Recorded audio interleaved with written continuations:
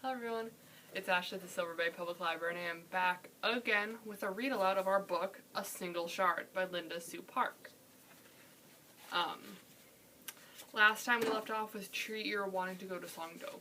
And if you don't remember where we left off, despite the fact that I just told you, make sure to go check out the previous videos in the read aloud to listen to the first 9 chapters of this book. And also make sure to check out the older read alouds where we read Floors by Patrick Carmen. But for today, I'm not sure if I mentioned it quite yet, but we'll be starting on chapter 10. There's not too much left to the book, so we'll be done soon and start another. But for now, let us dive right into chapter 10 of A Single Shard. With a sharp stone, Tree Ear made another mark on the frame of the jagay. There were 6 marks, one for each day of his travels so far. It was as Crane Man had predicted, 1 village, 1 day. Every morning, Tree Ear had risen, washed in a stream, and eaten one of Ajima's rice cakes. He would walk until the sun was directly overhead, then find a shady spot to rest and drink from the gourd. As the sun moved on, so did he. Sometime during the late afternoon or early evening, he would come upon a village and stop for the night. The countryside custom of hospitality to travelers was a great comfort to him. He walked the main street of the village until someone, usually a child, inquired about his health and his journey. Tree Ear would accompany the child home, where the woman of the house always consented to let him sleep under the eaves. Most evenings, a meal was provided as well. Otherwise, Min had given Tree Ear a string of coins to buy food as needed. He kept them in his waist pouch along with his 2 flint stones and a ball of clay. "I would think you'll return with some of the coins unspent," Min said gruffly on the morning of departure. As he gave Tree Ear the money, Min had placed his hand for a brief moment on Tree Ear's shoulder. The touch so startled Tree Ear that he had almost flinched. Min turned away without a word of farewell, but Tree Ear felt that touch on his shoulder for a long time after. Ajima had given him a sack of food. Not only were there solid rice cakes, the best journey food, but also a surprise, a pack of gokum, sweet dried persimmons. Tree Ear's eyes had widened in disbelief when he opened the packet during a break on the first day. He knew what they were. The sticky orange round. A kindly monk had given him some gokum one autumn many years ago in celebration of Buddha's birthday. That was the only time he had ever tasted it. This gokum was even better, with each luscious piece reminding him of Ajima's care. So smoothly had his journey progressed that Tree Ear had begun to relax a little. No mishap had befallen him or his cargo. The weather had been fine, the days still holding the heat of summer, the nights a cool relief. He slept with the jagay as a hard, high pillow, the discomfort almost welcome as a reminder of his duty. Today, though, Tree Ear's trepidation had returned. Though walking had been easy so far, after he had climbed over the mountain nearest Chuolpo, the terrain had flattened out into endless rice fields.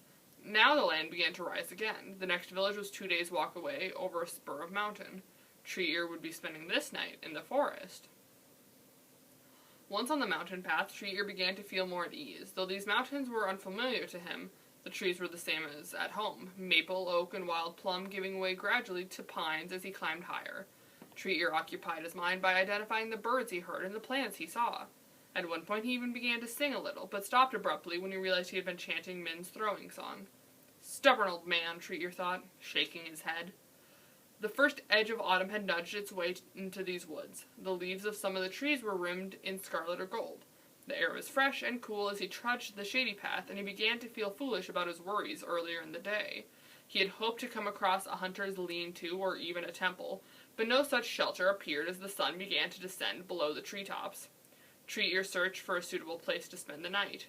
At a shallow stream running cheerfully across the path, he drank from his little gourd. Wiping his hands on his tunic, he stood and looked around. On the other side of the stream, not far from the path, 2 huge boulders stood. Tree Ear splashed across the stream and examined them. Between them was a little hollow. It was too small to sleep in, but Tree Ear liked the look of the huge rocks. If he settled there for the night, he would feel as though they were standing guard over him. He struggled out of the jagay and set about collecting dead wood for a fire. He had nothing to cook, but a fire would cheer and warm him as night came on. After clearing a space, he made a circle of stones from the stream. Then he built a little pyramid of twigs leaning against one another in the center of the circle. At the bottom of the pyramid went a bed of dry pine needles. With a well-practiced motion, Tree Ear struck the 2 flint stones together. A shower of sparks leaped to the pine needles. It took a few tries before a wisp of smoke curled up to signal the birth of a flame. Tree Ear shook his head in mock disgust. Crane Man nearly always started a fire on the first try. Tree Ear sat leaning against one of the boulders. He put the flint stones back into the pouch, then ate a rice cake from the bag, wrinkling his nose a little at the first bite. He had finished Ajima's rice cakes the day before, and the gokum was long gone. These cakes had been purchased in the village, and they did not have the same taste or texture. After his meal, Tree Ear took out the ball of clay. He began pinching, kneading, rolling. Not making anything yet, just waiting for the clay to whisper an idea. Soon the smooth, curved back of a turtle took shape. Forming its head was more difficult, and Tree Ear bent studiously over the work. After a while, he became aware that he was straining to see the clay by the light of the fire. He looked around. The sun was gone, its light lingering for a few moments longer. Tree Ear rose and untied the sleeping mat from the jjigae. He rolled it between the fire and the boulders and lay down on his stomach, his chin on his hands. Two things a man never grows tired of watching, he heard Crane Man say in his mind. Fire and falling water. Always the same, yet always changing. As the darkness grew, the fire began throwing odd shadows on the tree trunks around him. A sudden snap from the fire startled him, and he felt the uneasiness returning. Time for sleep, he told himself stoutly. He closed his eyes, but only for a moment. The darkness around him felt too big. Watching the fire for a while longer would lull him, he decided. It worked. Between the warmth and the steady flickering of the flames, his eyelids grew heavy. Tree Ear suddenly jerked awake. He had heard a noise that was not the noise of the fire. It was so slight that it was almost not a noise. A whisper of movement, a disturbance in the still night air.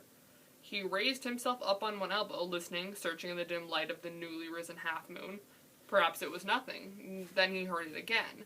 This time there was no doubt. Something was moving through the forest not far from him. Something light-footed, an animal slipping weightlessly over the leaves. Slowly, he picked up the jjigae. He meant to squeeze it into the hollow between the two boulders, but could not do so silently. The branches of the jjigae scraped against the granite. Tree Ear froze, holding his breath. This would never do. He had to work quickly, or the creature, whatever it was, would be upon him before he knew it. He shoved the jjigae into the opening, put his back to it, and wiggled in himself. There was not enough room. He crouched, hunched over with his chin on his knees, and waited, his heart nearly bursting through his chest. Would the beast stay away from the fire? It was dying now, not much more than a bed of coals. Tree Ear cursed himself for not having put more wood nearby. The sound was coming closer. He could hear the rustle of leaves clearing off to his left. On the ground before him was a stick. It was only a twig, but Tree Ear reached for it anyway. He stripped the leaves from it and gripped it tightly. Perhaps, he thought wildly, he could blind the beast as it clawed at him, trying to drag him from between the rocks. How long would he have to wait? The moments crawled by. Then, without further warning, the creature came into view. It was a fox! Tree Ear felt his pulse pounding in his throat. His thoughts seemed to be running a desperate race with each other. Against a fox, he was defenseless. The fox would stare at him, looking deep into his eyes, bewitching him until he rose to follow to its lair. He would never see Crane Man or Ajima again. The vases would remain hidden between the rocks for eternity. There would be nothing left of him but a pile of gnawed bones. The fox turned its head. For an instant, the firelight gleamed in its eyes. "Don't look," Tree Ear shouted to himself. "Don't look at its eyes. It's your only chance." And he squeezed his eyes shut to block out the fox's evil stare. How long he waited, he did not know. He opened his eyes after what seemed a lifetime. Had he been bewitched despite his efforts? Was he in the fox's lair, conscious for one last moment before a painful, bloody death? Tree Ear blinked to clear his vision. The fox was gone. He was still wedged in the opening between the rocks, his muscles aching with a cramp. He dared not move. It was probably just another of the fox's tricks. If he were to emerge from shelter, the fox would be there, waiting for him. No, he would have to remain here, alert for any trap the devilish creature might spring. The sound of crying birds awoke him. For a moment, Tree Ear did not know where he was. He shifted slightly, and a corner of the jjigae frame jabbed him rudely in the back. Sunlight streamed gloriously through the trees. It was morning. Could it be? He had fallen asleep. He had slept for who knows how long with a fox nearby, and he had survived. Tree Ear laughed out loud, and the sound of his laughter reminded him of his friend. We are afraid of the things we do not know, just because we do not know them, Tree Ear thought, pleased with himself. He must remember the idea. Crane Man would be interested in discussing it, and he wiggled out of the crevice, grimacing ruefully at the tight knots in what seemed like every one of his muscles. A day's walk beyond the next village lay the city of Puyo. Although Tree Ear was determined to go straight to Songdo without delay, Crane Man had counseled him to make one stop, at a place called the Rock of the Falling Flowers in Puyo.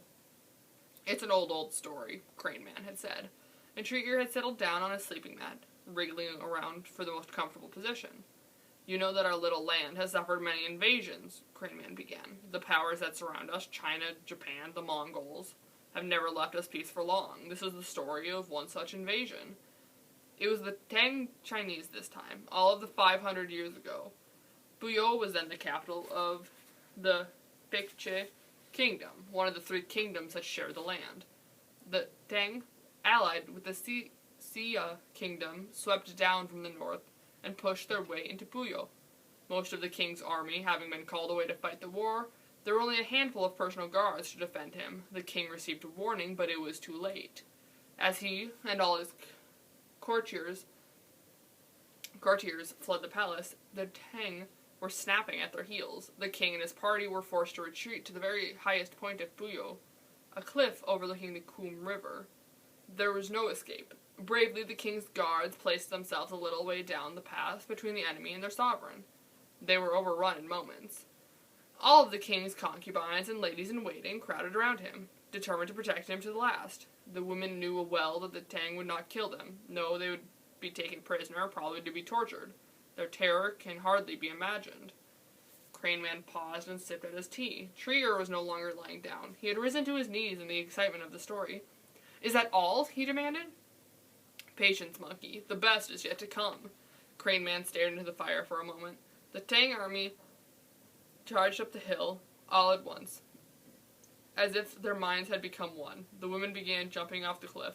Every one of them preferred death to becoming a prisoner. "Can you see it, my friend?" The women jumping one after another from the cliff, their beautiful silk dresses billowing in the air, pink, red, green, blue, indeed, like flowers falling. Tree Ear gasped, his eyes round. What courage it must have taken!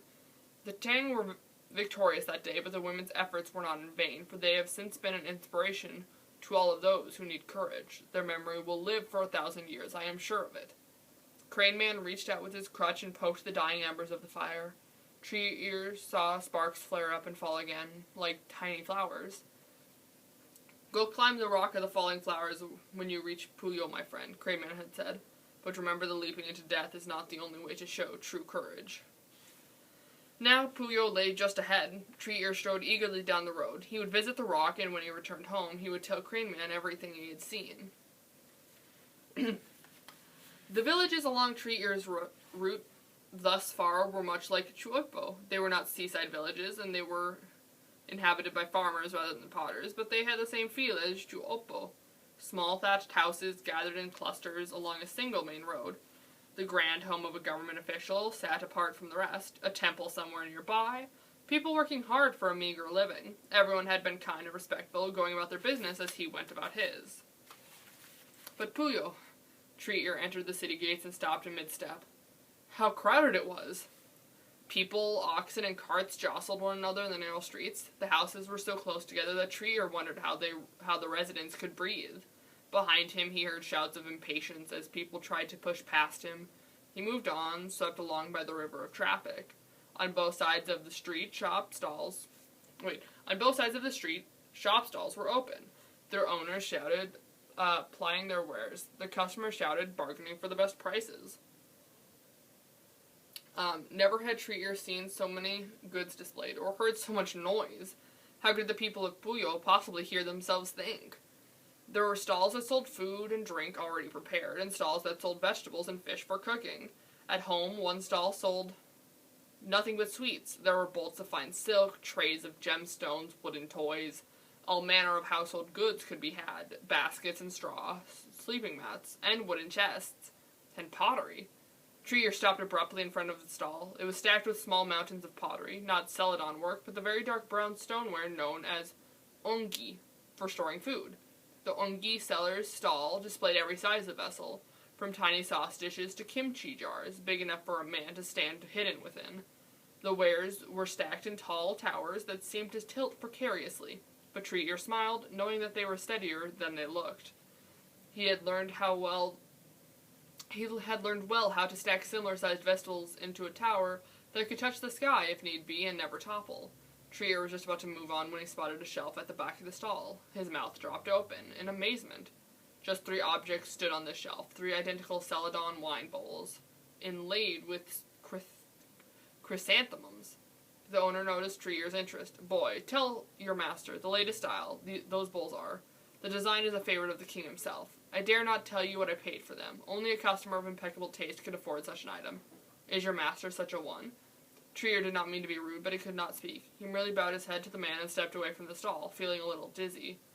Kang's designs, already seen and admired and replicated for sale on the streets of Puyo. Trier began to walk faster, shouldering his way through the crowds. The sooner the better for Min's work to reach Songdo. And that was the end of chapter 10. Since the book is almost over, I think we're just going to read 1 chapter for today, so I will mark this one for next time. Can't end this too quickly, gotta build up the suspense, you know. So, thank you so much for listening to the reading. Make sure to come back on Monday to listen to the next chapter. And yeah, we'll be done with it soon. I hope you guys are enjoying it a lot. And thank you so much. Bye-bye.